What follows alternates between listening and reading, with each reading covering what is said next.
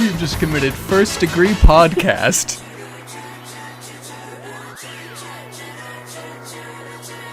Welcome to No Clip. I'm Chad Rosen. I'm JJ Artemis. And I'm Andy Kinnick. And today we're going to be talking about Katamari Damacy, which I should have looked up the correct pronunciation of. I'm only 90% sure that's correct. Tomato, tomato. Yeah. Katamari Damacy was released in 2004 and was developed and published by Namco. And the genre of this game is up to interpretation, I want to say.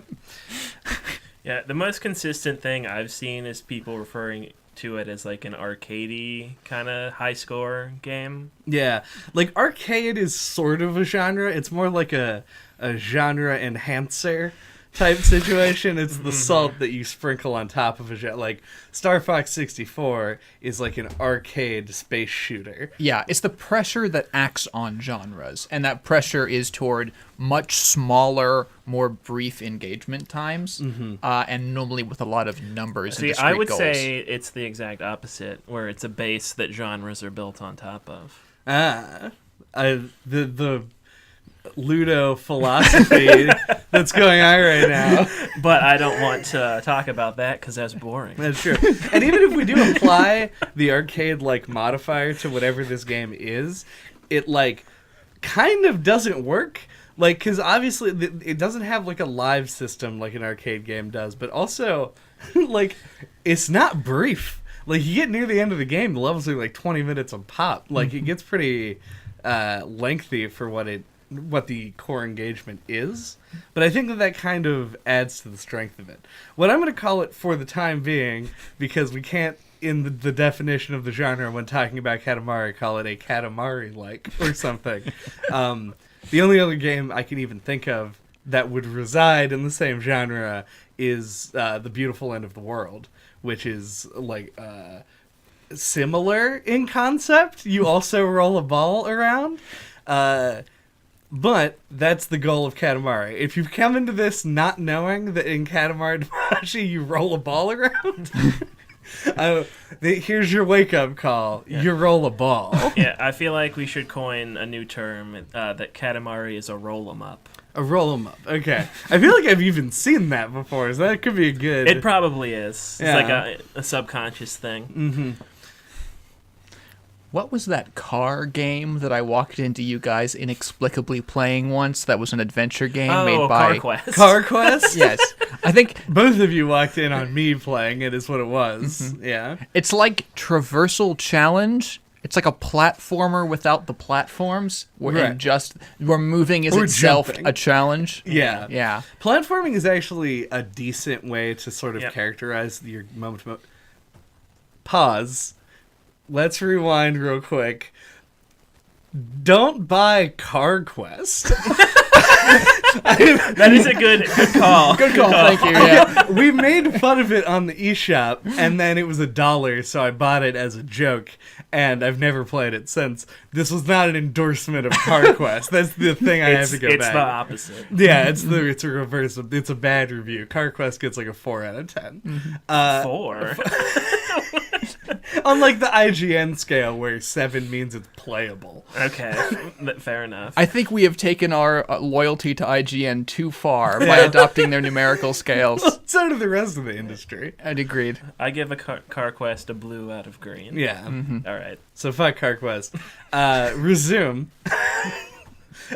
Moving around in Katamari is your primary challenge. It's like if you took a platform game, removed all the jumping, gave you the ability you take a platform game, you remove the jumping, and then you bring in Feeding Frenzy, the PopCap game the PopCap version is Insane Aquarium, whatever the original Feeding Frenzy was, where you swim around as a fish and you eat smaller fish to make yourself bigger, and then you can eat bigger fish to slowly grow. If you mashed that up and you took the fish out and scattered them around in like logical places for fish to be, that is how Katamari came to be. Yeah, it It kind of reminds me weirdly of like a bunch of different kinds of games. Like it kind of makes me think of like Crazy Taxi.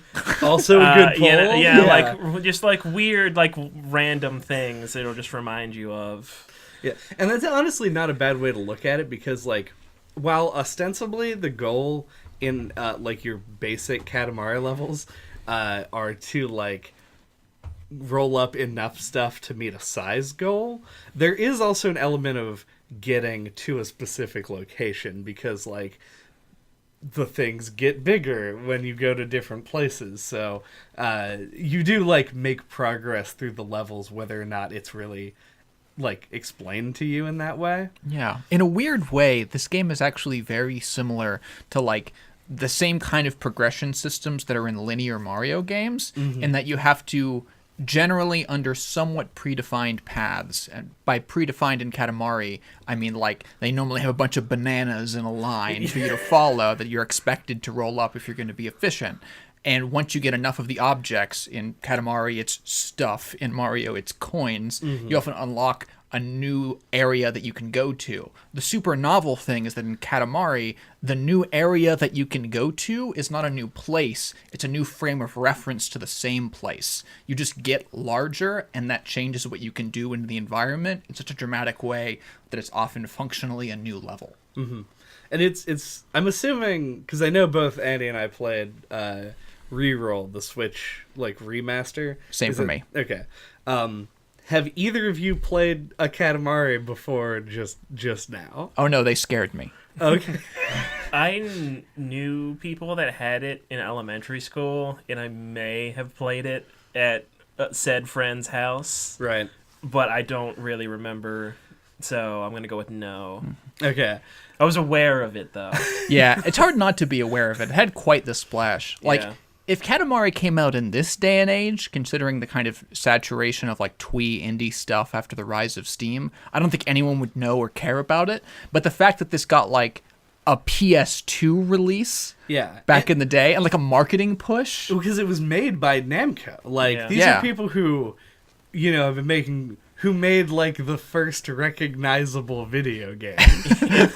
Like it I was thinking similar things. Like this game would not get made by a AAA studio today unless it was maybe by like Nintendo.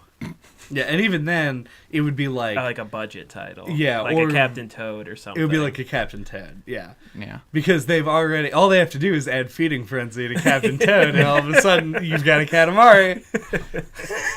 But yeah, I was thinking, it feels like an indie game before indie games were a thing. Right.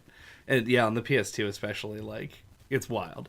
So, the story, because I actually do like this story, and I kind of want to tell it to... Oh, please fill my ears with the explanation of how this came to be. I'll fill your ears, and I'm going to fill time on the podcast by telling you about...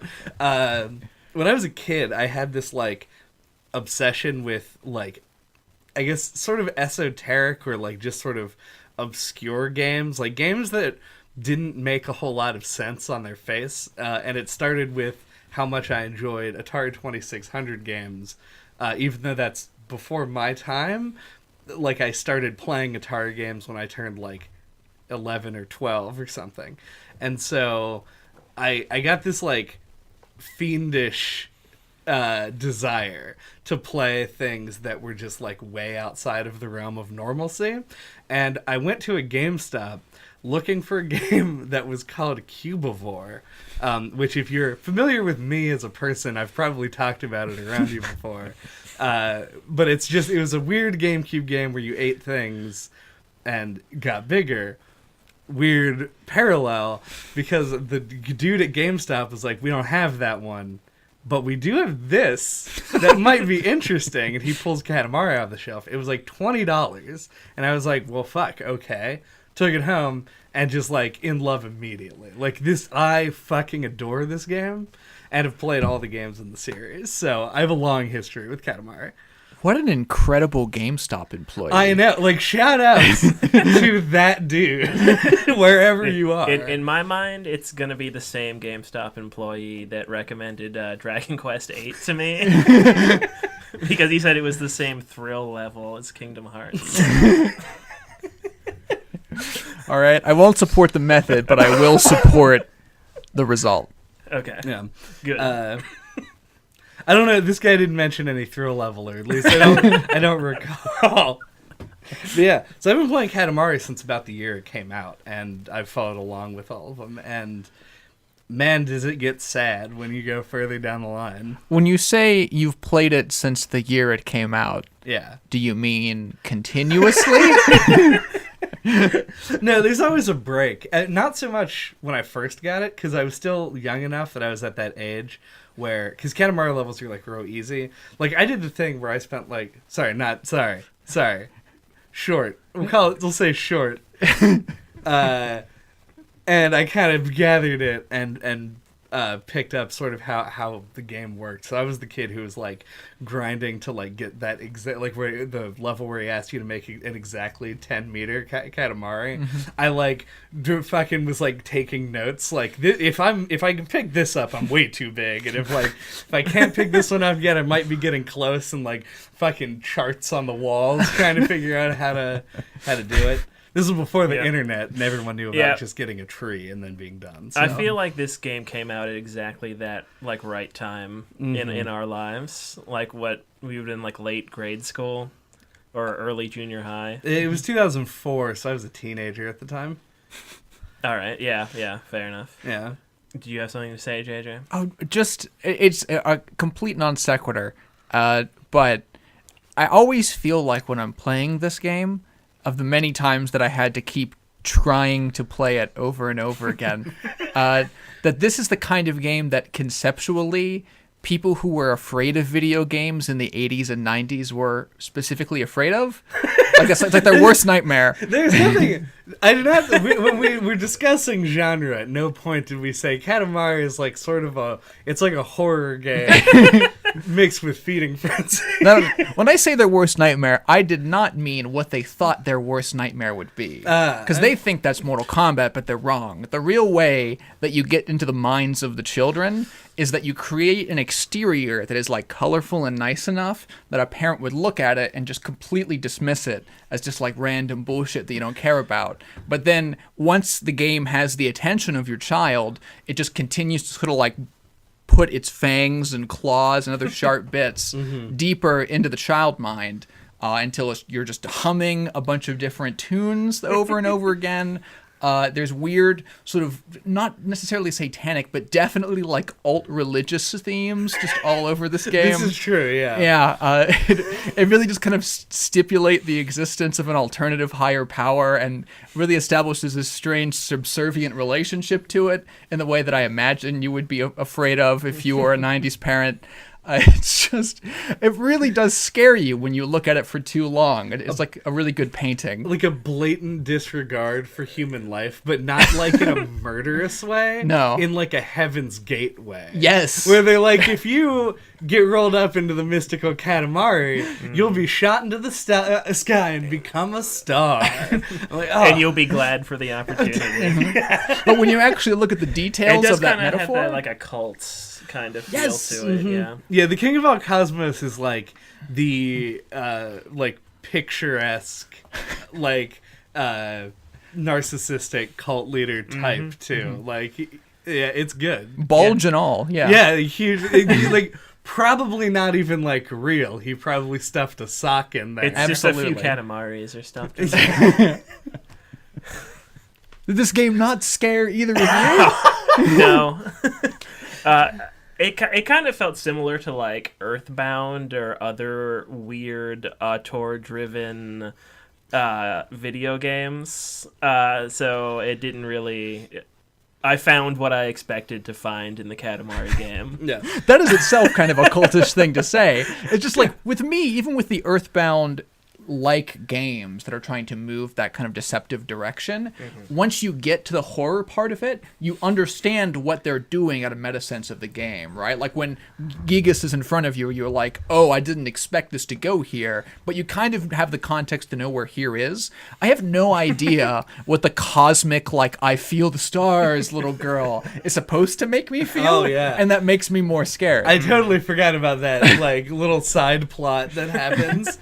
That is pretty outstanding. It kind of feels like, and this is me just kind of reaching here, but like how a lot of old fairy tales and or fables have like weird, scary, like under and or overtones that are supposed to scare children into being good. It kind of has that feeling to it. Right. But, like, the person in Katamari that you would look to as the, like, bad example is, like, God? Sure is. Yeah. So, I agree and have always... So just keep your Katamari nice and neat. And the king of all cosmos won't... get drunk and won't destroy the shoot universe. you into space. Keep your room clean, Susie. Yeah. That's the parable. This is beyond atheism. It stipulates the existence of an evil, malevolent god. Yeah, like one that wants to... Well, not even, like... Okay, alright. So I think that the, like, sort of thematic elements of Katamari and the, like, bridge logic that definitely exists in the game has always been, like, a point of mostly jokes. Like, it's mostly been a jokes type thing. Yeah. Yeah, it's all played for humor. Yeah, to spoil it for you a little bit, the creator of Katamari Damacy basically came out and said, like, I just want to make, like, he was looking at games that people were making in 2004 and, like, things that were very popular and, like, what people, and he was like, I kind of want to just backtrack and say, like, back to the days when things were more abstract and, like, it was like he wanted to make video games great again. I'm sorry for that very bad comparison. Topical joke. Yeah, but but so the majority of that stuff is just in there as like a haha kind of situation, though.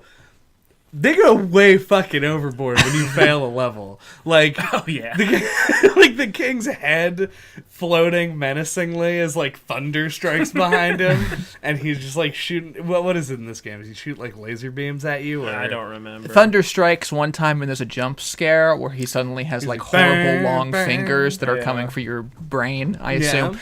But you don't have to explain to me what the fail screen looks like. Well, I need you to explain to me what the fail screen looks like because I haven't seen it in 10 years. It is. Of course you haven't.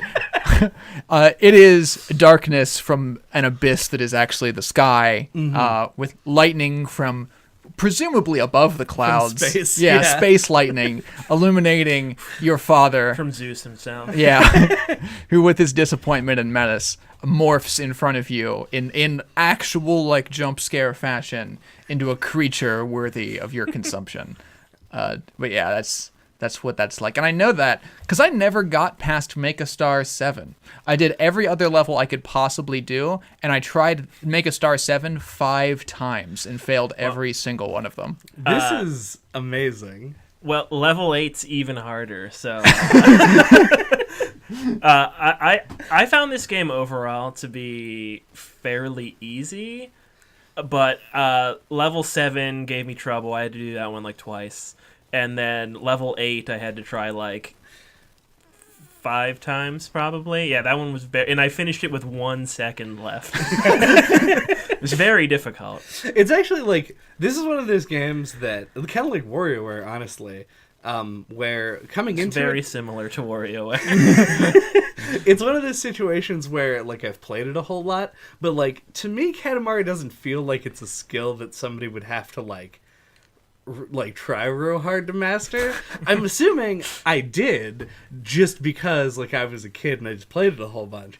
And so it like, I guess surprises me to hear this. Yeah. But I'm glad that there was a challenge. Yeah. I was a little bit concerned there wouldn't be. Yeah, I don't know how much my, like, pre-existing game literacy, like, aided me here. Almost none, probably. But I found the game to be, like, weirdly intuitive, kind of almost in like a Nintendo way. Like a lot of like what I felt like the core design of the game felt very Nintendo, where like even like the aesthetic and like the controls and like the theming and like the like all the decisions felt like they were made very like cohesively in a way that I think like Nintendo does with their games. I agree with that, especially when it comes to like controls and sort of overall theming. I don't think Nintendo would ever be this weird. Like, I feel like Nintendo would, and also the aesthetic itself is a little bit too simple, blocky. Like if Nintendo put out a game on the PlayStation 2, I imagine they would have sort of a different thing going for it. I agree with you. At the time, Nintendo never would have published this, but I think if this was presented to them now, they would eat it up. I can see where you're coming from with that, but like, because this seems like it just on every level. It seems like something that like Miyamoto would have a boner for. How does Miyamono's Bono? That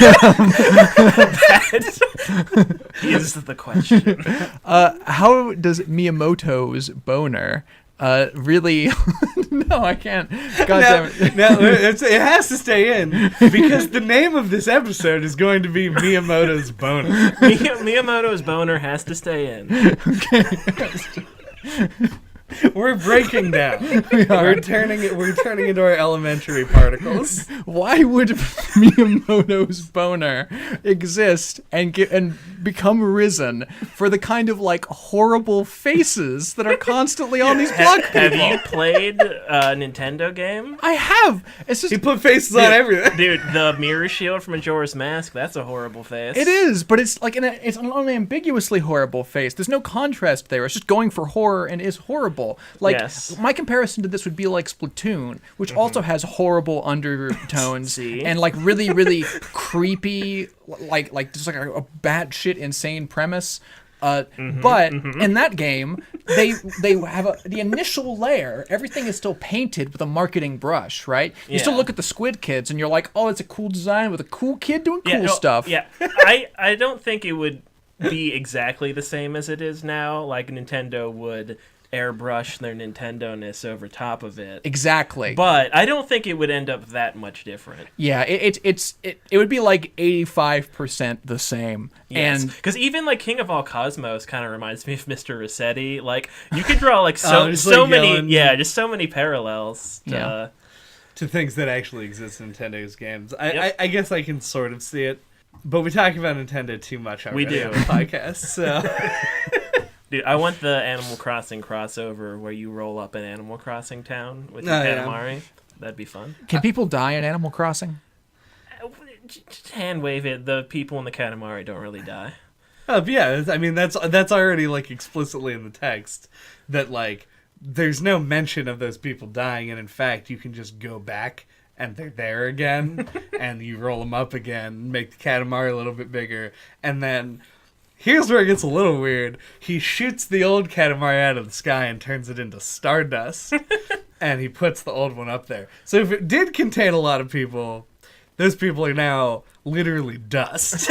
Well, see, when you start a level, doesn't he say that he's sending the objects to Earth? People aren't the objects, right? Is maybe all of this just a virtual reality? Could it be a simulation? Yeah, where the King of All Cosmos gets endless satisfaction out of Katamaris, and it's just making you make them for his own pleasure. Oh, so it's like a Portal 2 type plot. Exactly. Yeah. There you go. Yeah. Except instead of a supercomputer that controls a bunch of panels in the shape of rooms, it's a god that creates a new universe. Dude, same thing. Dude, same thing, just different names. Yeah.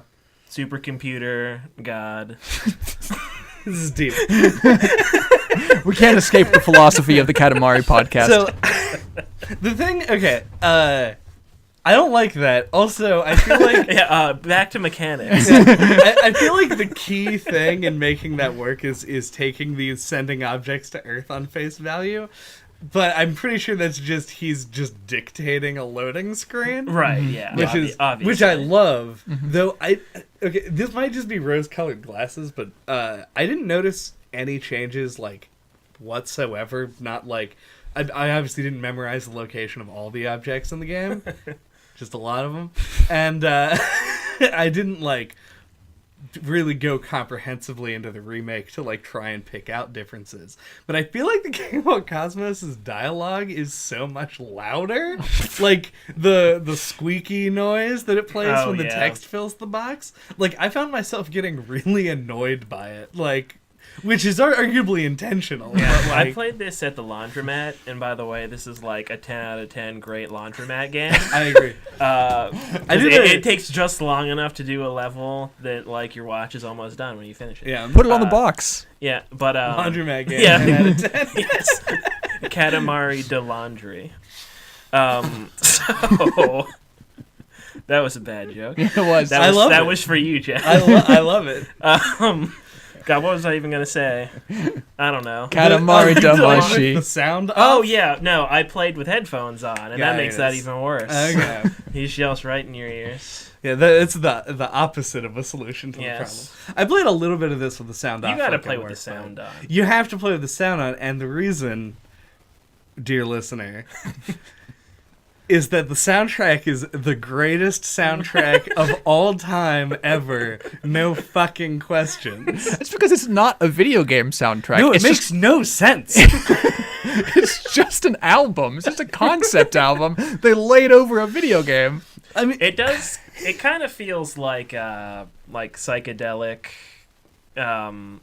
in the way that like psychedelic rock mixed like weird trippy visuals with their music. Mm-hmm. It gives me that kind of vibe where they were like, let's try to personify like what's happening in the game with a weird soundtrack. Go nuts. It really does mesh quite well with like the screams of your victims that are constantly sort of echo out in the background. Just the chaos of the universe unfolding. Mm-hmm. The one song, and I don't know the names of the songs or the lyrics because they're all in Japanese. But like, there's one song that like keeps playing through my head that just has this like repetitive sort of like beat to it. It's like bam, bam, bam, bam, bam, and like, you know, a drum beat that plays over it and some guy sings. And I can just hear that really clearly with people just shrieking constantly in the background. Mm-hmm. Like it's weird that it works with something that should be so just like alarming in comparison. Like it makes it fun to do these horrible things. Yeah, I think there's a lot of like that goes into that. I think it's like everything kind of like is working in tandem, like the visuals and like the texture work and like the specific art direction, the motion of what's happening on the screen, and the music, all like they all come together, especially with the timer ticking down as well, because like it's not like you have time to stop. Yeah, it's like real chaotic, but then it's paradoxically also like very methodic, because you're rolling up the ball, and you know, like you kind of go in and out of being like, oh yeah, I'm rolling up people and they're screaming, and like sometimes you don't even notice. Yeah, you're just like, oh, what's all this? You know, like you get into like a weird zen murder zen, ebb and flow. Yeah, same, the ebb and flow of murder. We just cannot escape the philosophy horror god angle of this video game. It's almost impossible. When every single element of its design is designed to just acclimate you to just causing death and destruction on a huge scale. Yeah, and in the way that it ramps up too, like from you start out in just like a room of a house. Yeah, not even that, just like on a table. Yeah. Like they specifically start you on an area that is large for how small you are, and then it gradually builds up to the point where like near the end of the game you wouldn't even be able to roll up a table because you're rolling up the building that contains it. Like you're already so enormous that it wouldn't even cross your mind. Just like the lives that you end. Yeah. It's just a blip in time. It's unworthy of your introspection. I mean, by the end of the game you roll up like you didn't finish the game. No. Are you familiar with how this game ends? No, was genuinely very curious. Didn't Google it in any way because I wanted you to tell me, Chad. Right. So, well, I'll come back to this because I kind of want to save like this particular discussion for the break, or for the break. Fuck all of you podcast listeners. You have to subscribe to the podcast to get that. You have to join our Patreon get the. We don't have Patreon anyway. And whenever to like do a useless. It's fine. But the game ends, and I'll talk more about like how the last level is, but like you know, get real big. You finish the level, he sends it up, and then the credits start playing. When the credits play, you are a huge Katamari on the globe, and you proceed to roll up every country in the world. Wait, every country, like, divided by lines? By, like, borders. Like, you pick them up individually. Okay. And, like, a thing on the side enumerates all the countries that you've picked up. Oh. So, canonically, by the end of the game, the Earth is a ball of water, essentially. Like, it's the core mantle crust water. No land, though. None whatsoever. You start afresh. This is Earth 1, though. Yeah. This Earth created by this Cosmos King. Right. Yeah. Though, okay, before we take the break. Yes. I have another story. Oh. And I don't want to go as far away from the soundtrack discussion as we would need to for this to no longer work on the podcast, because I also have, just because Katamari's always like floating around the bottom of my like favorite games list, because it just like is so different and weird, and I do really love it. That a lot of people associate me with the game, but don't really know anything about the game themselves. And potentially one of my favorite things that ever happened in the whole world happened just a couple of months ago when Dan got me the soundtrack for Katamari and had never heard it before. And he was just like, yeah, let's put something on the record player. It's like, so you bought the Katamari soundtrack for, like, you know it? Like, do you know the song? And he's just like, nope, never listened to it before. I was like, here we go. And like throw the first like side A on. And the thing starts with the like 6-minute variation of the intro song. And it's just immediately you're just like, this is madness. Like it's just the craziest thing in the world. And like you were saying about marketing before, they clearly didn't really give that much of a shit, or at least they wanted to present like a realistic version of this game, because if you turn the game on and it's on like the attract mode and it has like that opening cutscene, it's just the craziest shit in the world happening. Like it's a cartoon and everything's like moving real choppy and it's playing this loud ass song. It's just no, and the fucking cows just like walking around on a hill. The cows are really central in the marketing for some reason. It's just weird. Yeah, I think the guy that directed this game was really hands-on and like picky about that kind. Well, obviously, and picky about that kind of stuff. So he probably pushed for that honest marketing. Yeah, that is. Yeah. Which just confuse and overwhelm the viewer. Yeah, they'll be like, I gotta get this and figure out what the fuck is going on. And if that's unappealing to them, they can get out. There was either like a lot of nepotism or some incredible public speaking skills involved in like the pitching this game. Yeah, like the corporate side of getting Katamari Damacy into existence. Yeah, I watched the Did You Know Gaming on this, or listened to it at work. Oh, then you got a fucking PhD. Yes, I do. So I know all there is to know. Thanks, no, buddy. but apparently he pitched the game, and I think to Namco originally, and they didn't want it. I can't imagine why. And then he made a prototype with like some students or whatever from wherever. Yeah. And after they presented that, they were. I think they were pretty enthusiastic about picking it up after that. So they were indoctrinated, is Yes. what you're telling me. Okay. Yeah. All right. He went and he got some followers and to help recruit others to his cause. Is the Namco Digital Hollywood Game Laboratory. There you go. And was developed for less than $1 million. So wow. Hollywood. Yeah, apparently in Hollywood. I don't know. Scientology. This is a different thing, I'm pretty sure. Let's take a break. Okay. All right. Let's finish rolling up this Katamari after the break. I know you love me. I wanna word you up into my life. Let's roll up to be a single star in the sky. I hear up into my life. Welcome back to the podcast. Let's love up to We didn't Google that thing we were going to Google. We were gonna Google something. Podcast tradition. Fuck it. What we did do was talk about video game box art and how fucking good the box art for Katamari Damacy is. But that's really it about the box art that I wanted to talk about. Do you want to guess what game we compared the Katamari Damacy box art to? We didn't compare them directly. It's just What the game discussion we of box art led us to talking about a specific series of games that will remain nameless. You know what we're talking The about. nameless king. Oh, damn it. Cut it.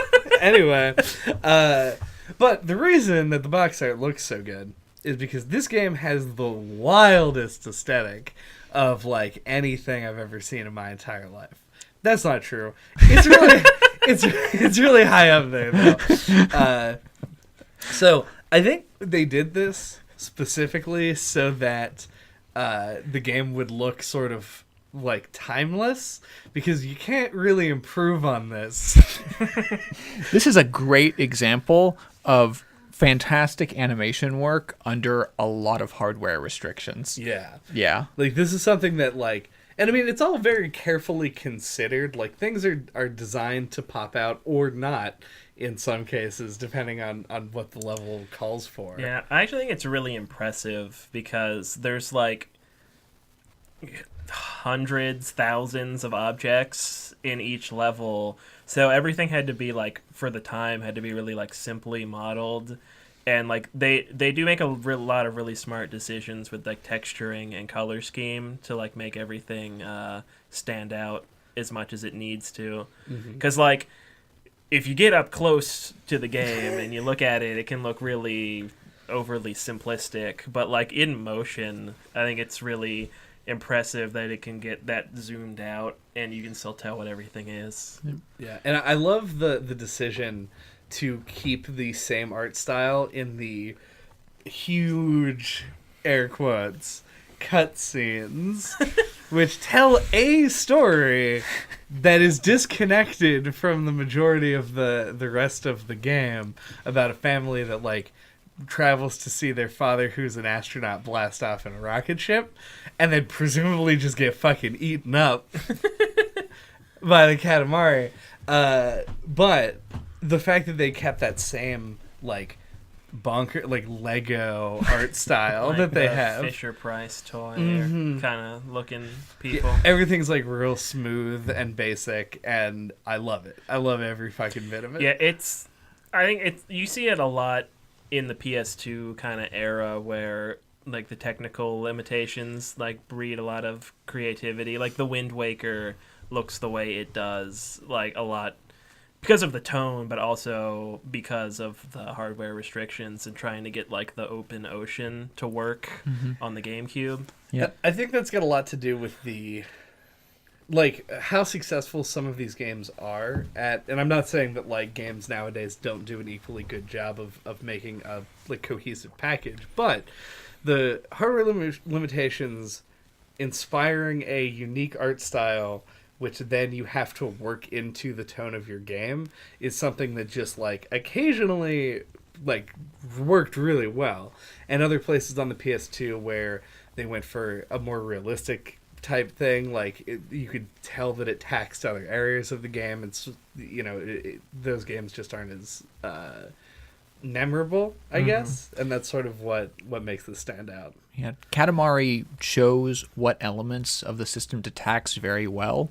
A little while back, I complimented the animation work on this game, and I complimented it specifically because they intentionally chose, as an aesthetic, to have almost none of it. There is almost no animation in Katamari outside of you rolling the ball and, I guess, just the physics engine of how the ball interacts with other objects in the game. Anything that's actually in the world, for the most part, is just like a toy operating on extremely simple sort of twists and motions and, I guess at some point, kind of revolting shaking. It's kind of like South Park animation, where the thing is kind of hop along. Because, Yeah. like, the people and the animals do move, but, you know, it's not like a walk cycle. Yeah, No. It's like South Park animation, but the limbs are a lot more mobile. Like if you watch, the way They that, will like, throw their arms in the air. yeah, and, like they do just this. don't Yeah. care Yes. about being sucked into a Like they space care ball. a whole lot. Also, you mentioned toys. Possible other reading of the game? Mm-hmm. Maybe it's like a Smash Brothers situation. Let's not get back into that. Yeah, that's a good idea. So as you're rolling around, picking shit up, and then the game ends. That's really the whole game, is you pick shit up in a ball. Yeah. And as both of you just played this game for the first time, I'm fascinated to hear, like, the very beginning of the game. Like, it sits you in that, like, weird little training zone and is like, do all these movements, and then drops you onto a table and says, like, go nuts for 5 minutes. How did that go? Like, did you grasp the controls? It felt like weirdly, I don't know if nostalgic's the right word, but like really felt like it took me back because I'm so used to just like picking up a game and like being familiar with how it's going to control, and this was like use both analog sticks to move, and I was like, that's different. Like it was weird to be hit with a control scheme that was like completely new, and it was wonky for a little while, but I adapted to it relatively okay, but I never felt like I quite mastered it. Like things, I don't know if it was more the physics engine or the controls, but things always felt a little bit wonky, even right up to the end. Yeah, I'm assuming that wonkiness was intentional. I don't think the wonkiness was something they wanted you to escape. I think they wanted you stuck to the wonkiness at all times. Fair enough. And I, too, was stuck to that wonk. It's like... That wonk. Get wonked out. It reminded me, for the second time in the podcast, a lot of my initial impressions of Splatoon, in which I could tell I was interacting with a control scheme that had a significant hurdle to mastery, but I didn't dismiss the control scheme out of hand. Like, I thought there was something here and a certain amount of control. It was just a matter of reorienting my brain and expectations around that. The way that it felt like oftentimes when I was playing this game, and I have to believe that this was somebody's intention during its design.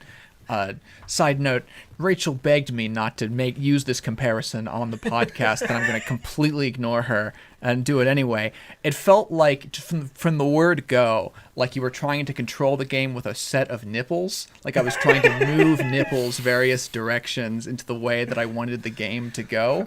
It felt perverse in a really horrible way that I think was also the intent of the game. Especially the point when you get to a stage in whatever activity the situation is implying, and you just give up and you just push both in. True. And then you leap over top. Indeed. I don't know if you guys noticed, the like early 2000s era gay panic jokes did make their way into this game. I recognized this many times because I was stuck on World 7 so much. But you literally load that level right next to a literal power bottom, like a man wearing like a pink Speedo with the word power on his bottom. And like the classic gay biker stash, if you roll around in front of him, like no ambiguity at all. And there were several moments like that where I was like, that's a gay joke in this game, that this game is like subtly sexual. And that is why that same subtle sexuality, I think, really interfaced with the controller as well. Like it felt wrong, but in a way that is right. Okay. I'm not even gonna try to. You don't have a similar comparison? No, I don't. I'm not gonna try to dig into that one. Thank you. You're welcome. I mean, pretty explicitly though, it's like forklift controls. Actually, like it's like you have separate controls for like the left and right side. Pause. You mean real life forklifts control like this? I'm Yeah, trying to you just determine plug this in is- your PS2 controller to the forklift. Yeah, and then when you click both the sticks in, you jump. The forklift does a jump over whatever you're lifting. No, like, man, I feel like forklifts control like this, and I might just be wrong. Yeah, like where are you Where pulling would you you have multiple why would treads? you gain that knowledge? Yeah, that's I- my question. Where are you pulling this from? In college. I worked at an Office Depot Okay, and fair, operated a forklift. So Okay. I have actually used a forklift before. It's been many years. All right. But anything that would have like 2 sets of treads, and like especially things that need to maneuver really tightly in like small areas, Yeah. use controls like this where you have 2 different throttles that would push the either both at the same speed to move forward, or you push them in opposite directions to do like a spin in place. Nice. And so that's exactly how this controls. Huh. But there is unfortunately no forklift vaulting button. Right. Was there at least a way where you could just jiggle the controllers back and forth? Just take off at super speed. Yeah, can you do that? Yeah, that's the thing. Okay. Yeah, 100%. I'm glad that there is at least some joy left in Office Depot. Yeah. Yeah. It's like tank controls, but like literally a tank. Right. But yeah, so that's that. I think that is sort of how I look at it. But yes, the controls are weird and wonky and stay that way pretty much forever. But I think that it has a lot to do with the way that the levels are designed. So they have to have these like ways to get around. Yeah, I think it's the combination of that and like the like inertia of the prince, like how he builds up speed. Because like you just brought up the speed up move. I never used that and forgot that it existed because I felt like I couldn't go very far without bumping into something at normal speed. Yeah. So I never found like a scenario where that felt like a good idea to use. To make even more comparisons to Splatoon, it's similar to the super jump, where it has its niche use, but 9 times out of 10 it just makes you slam into something and have shit explode off of you in like a horrible rain of failure. True. But yeah, that's I don't use it very much. I use the jump a lot. I use the regular controls, but most of the time I just let the Katamari do its thing. Mm-hmm.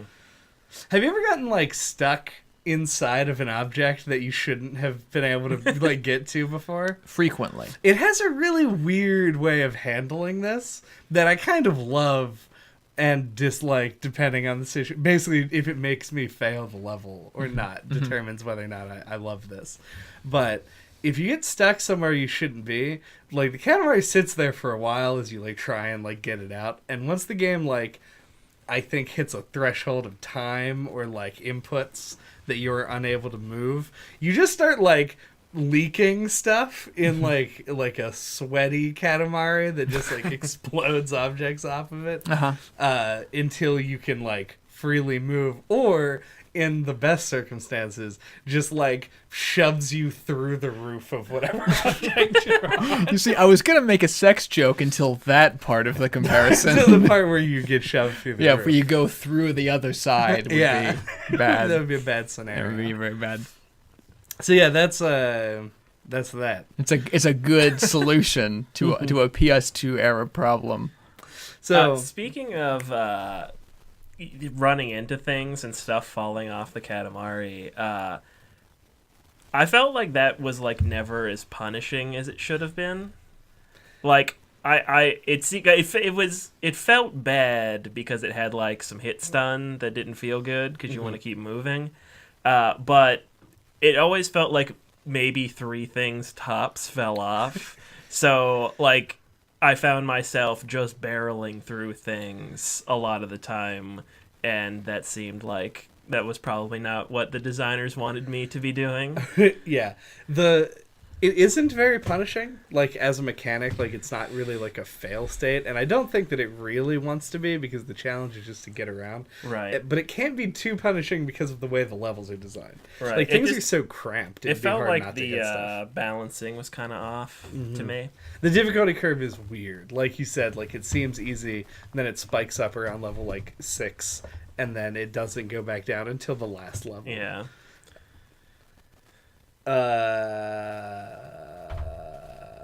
Oh, Yes. if you want it to feel punishing, and I don't recommend this to anyone because it was a tax on my sanity when I was 13, try collect all the objects in the game. Like fill out your little book. Because then having stuff break off is like a fucking catastrophe where you're like, oh god, did I need that? Like, is that one of the objects I haven't gotten yet? I have a theory. It's not a game theory. Thanks for watching. Are you sure? Yes. Okay. I think that people complain a lot these days about like engagement-focused design. That's all about trying to maximize the amount of time players spend with your games. Freemium design, games as service models. Mm-hmm. I think collectathons were literally that for all games before internet connections were constant. That's Ones with completion bonuses, anyway. Like, the idea of trying to collect everything in this game seems comparable to, like, torture to me. yeah. Like, find all the things in Katamari Damacy in the next 2 hours, or we're gonna waterboard you again. I love that this is the one time where things is about like as specific as you can Yeah, be. just stuff overall. Yeah, just not even objects. Objects is too specific. It is. It is. Because it's like, okay, so this ties in a bit. Because I was thinking like, yeah, not just objects, you also get people. And I was like, well, not just people, you also get like spiritual beings in the last level of the game. And I wanted to ask, because you did finish the game and like you got over the hump of level 7 and 8 being like really hard. Uh-huh. And I don't even really remember level 9 that well. But the last level of the game is like it's like a victory lap, I think, for the most part, because it's got like a 22-minute time limit. Yeah, it only took me one try, and I had like 5 extra minutes. Right. How did you feel about that as like the way that it escalates so severely at the end? I was all about it. Yeah. Yeah, like it. Because, yeah, like we said, it's a victory lap, and it's clear that is the case, and you just get to, like, cut loose and not really worry about the time limit. And my only thing I would have changed is I would have started you out even smaller at the beginning. Like, they start you, like... I think it's, like, 1.5 meters or something. Yeah, like, you can roll up like a cat when you start, you right. know? And, like, if they would have started you out where, like, you could only roll up, like, tacks, like you are in the first level... That would be the only thing I would change to make it yet even better. Yeah, that would have been pretty dope. But yeah, like once you expand past like the town, which I think is about as far as you've been able to get, and it just keeps going, it's pretty cool to just like watch it expand out of control. Yeah. Yeah, so basically when you get to the end of this game, you get to such diameters. I wanted to say heights, but that's not true to the nature of a Katamari, that you start to like okay, so I'm trying to remember what happens in level 7, which is the one that apparently was one of the rougher ones. But you're rolling around the world at that point, right? Oh yes. Okay, so like you get to a point where in that level where you can like roll into that schoolyard and stuff, and then you can roll up that hill and get into the second part of the town. And then basically what happens in the last level is that you continue rolling around in that town, and then you like roll back down and you pick up the school, and you're like, oh, because you start to lose track of where you are the larger you get, because everything is so further and further zoomed out, and places that you've been are now just like are objects now. So you pick up the school and you're like, oh shit, like this is where I am, and then you like roll over here, you pick up that like whole plaza that you start in, and then you go, well, wait a minute, there's all this shit over here that I've never even seen before. And so you try and roll across this bridge, and I want to say like 9 times out of 10 you just like pick up the bridge and you're like, oh shit, and then all of a sudden you're just like you just go through and you pick up a whole fucking Yeah. city, and then the challenge is just to get big enough to start picking up things that you just shouldn't even be picking up. I thought a real nice touch was like part of the area you start in has a hot air balloon above it, and you're eventually able to come back and just roll it up. Yeah, which you is pick like a up the hot air good. balloon. It's good for reference, like how much larger your Katamari has gotten. Yeah. So you pick all that stuff up, and you can pick up the cities, and then you start picking up clouds, and you pick up the islands that the cities were on, and then you pick up the death goddess that's like floating around. Yeah, I guess Godzilla is tromping around. He's fighting like some other kaiju, and then there's like the superhero that they have on TV is like a real thing, but he's like 700 feet long, and you pick him up. They you really pick go up rainbows yeah. and shit. It's so crazy. They really go all in. Mm-hmm. It's weird. Like 9 times out of 10, when I come back to Katamari, I just play that level, and then I'm just like, oh, well, I feel pretty good now. Yeah. And I move on. Yeah, the game definitely needed that. I agree. To just like take the challenge away and just let you like fucking roll up the world, just like satisfy that craving. And I would describe it as a craving, the It feeling is, that yeah. Katamari sort of instills within you. Mm-hmm. It creates a hunger. Is a that- hunger to roll. It appeals to that like OCD-ness, like I gotta roll everything up in this ball. He's gotta clear it all away. Like the part of you that wants to cover the whole map with your ink in Splatoon. Mhm. Right. Mhm. Or like the part of you that wants to clean a room or something. Yeah, well that's And then Yeah. cover it in ink. and then cover it all in ink Yeah. and then paint it. Yeah. Yeah. Seems good. The part of you that wants to do your chores. This is way better than chores. It'd be like, imagine how much better chores would be if your broom, instead of being a thing you had to use to push objects, just stuck to objects, and you could just. Just Oh, so it's a shticky.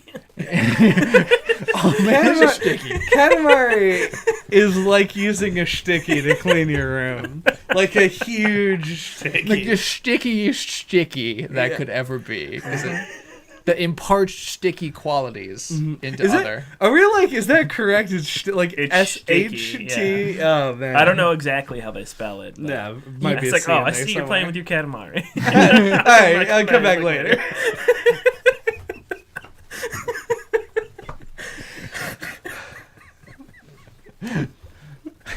Yeah, this game has been like a constant sort of like force in my life since the day that that I got it originally.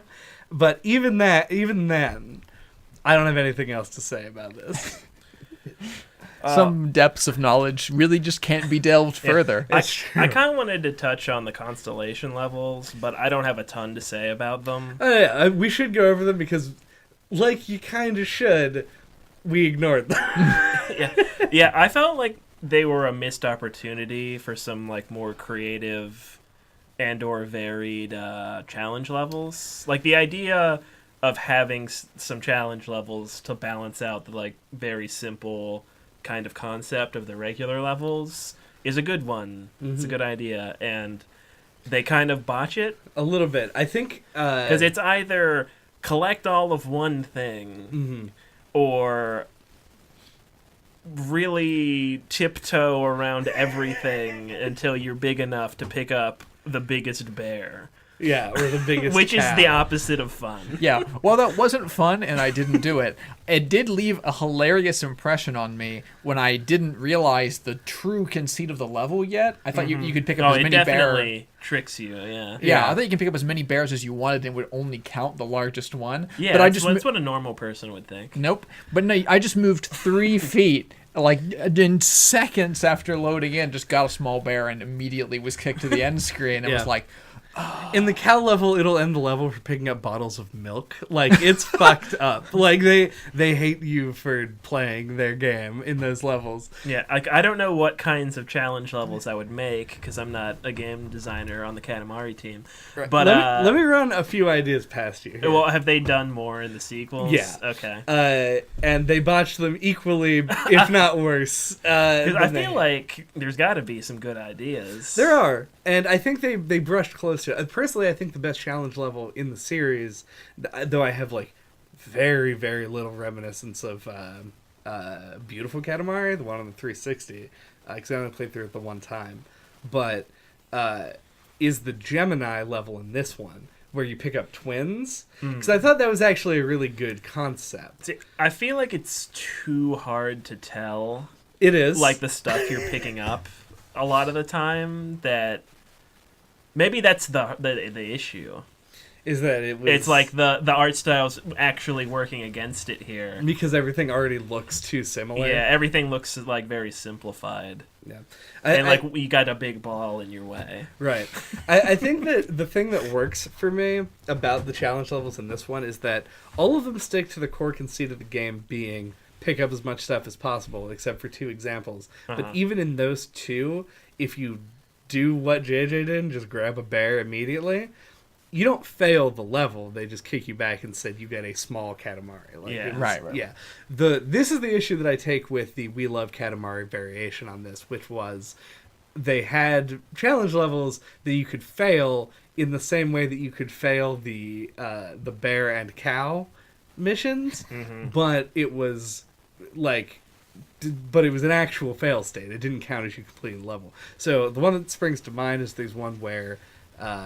your goal is to pick up things that will keep a fire burning, like your Katamari's on fire. Oh, okay, that's a good idea. So you have to pick up things that are like flammable or are fire. I like that. Me too. Yeah, great. But the place that it takes place in is surrounded by like a lake, and if you fall in, you fail. If you pick up a fire extinguisher, you fail. If you pick up like a bucket of water, it like reduces the size of the flame by a lot. That's what it should do. You had to get the fire to a certain size. Right, and that's like the goal, is to get the fire, like, it measures it in degrees, but it's the same fucking thing as everything else. Your Katamari never grows in it. You just want to, like, keep increasing the heat. And there are other levels that are similar to that in those games, but that one, like, kind of stands out as being, like, as a boo on my part. I don't like having to replay a instant Katamari level. failure is bad. Exactly, in Katamari. yeah. And that's really what the issue is. Yeah. Like, it just feels like it needs, like, in Catherine, like, the Rapunzel equivalent, where, like, it's, like, a companion thing to the main puzzles that has, like, slightly different rules. Don't know what those rules would be, but it feels like Katamari would benefit from a similar thing. Agreed. So do we have final thoughts? I guess I have to go first. Andy looks at me with horror. I could go first. Yeah, you go because first. mine is very simple. So I love Katamari, really the whole series, but mostly this first game, and it's had like a background presence for a long time, where it's just something that I like to think about and think like, I love games that do weird things, and Katamari for me was like the introduction to things that do weird things but are still like an enjoyable, fun experience. And that is my big takeaway from the game is just you combine a bunch of interesting things but still have it like work as an experience that can be sort of not entirely, but a little bit separated from that, and it's still fun to do. And I think that you've got a real great thing on your hands. Katamari ticks like all the boxes, and I know that I have a particularly sort of like weird set of tastes sometimes, but because Katamari hits all of those, I love it. I love it a lot. It's hard to like sum up your feelings on this game. There are so many, but this game gets huge points from me for being so weird and unique. I don't quite love it. Like, I don't tend to like latch on to the more arcadey kinds of games, as we've discussed on the podcast many a time. But I imagine if I had played this when I was younger, I'd probably lean more towards the Chad side, where I would totally love it. I feel like there should be a lot to say. Like, I'm struggling to narrow down my thoughts here. See, this is why we take an extra week for the podcast now. Yeah, so that you can digest. And still not be able to come up with yeah, still not be able to come up with final thoughts. But now I feel like this game does a lot with like a really well executed like core concept and surrounds it with a bunch of quirky absurd stuff. It's a lot like WarioWare, and it's just executed really well, and it's very memorable because of that. And you'd have to be some kind of like weird grump to not like it. Katamari Damacy is like a clown from a culture I do not know. It is a perverse unknown. I respect it not just because it deserves it, but because I fear what would happen to me if I do not. Good game, great game, a game everyone should play, a game that I think wants you to play it in the worst way possible. 10 out of 10.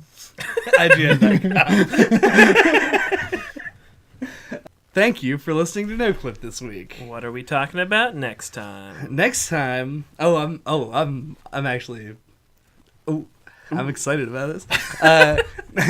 Next time, we're going to be making our first foray into the virtual world.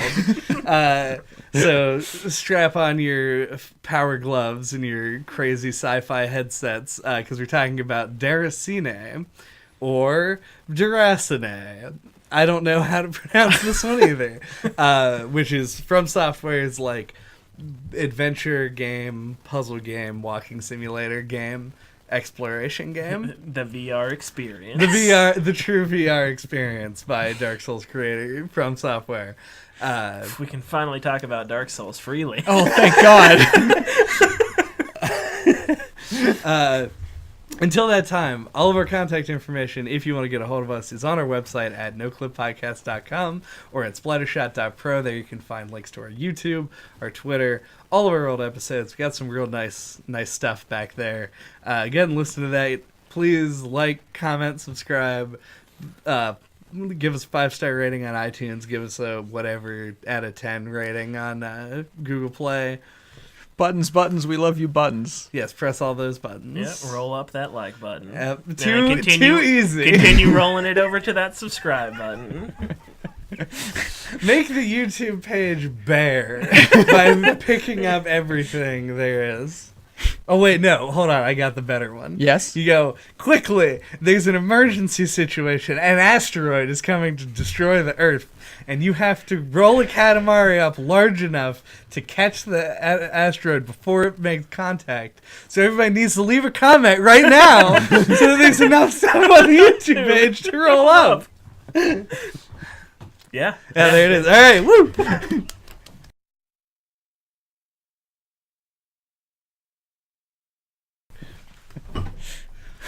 Na na na na na na na na na na na na.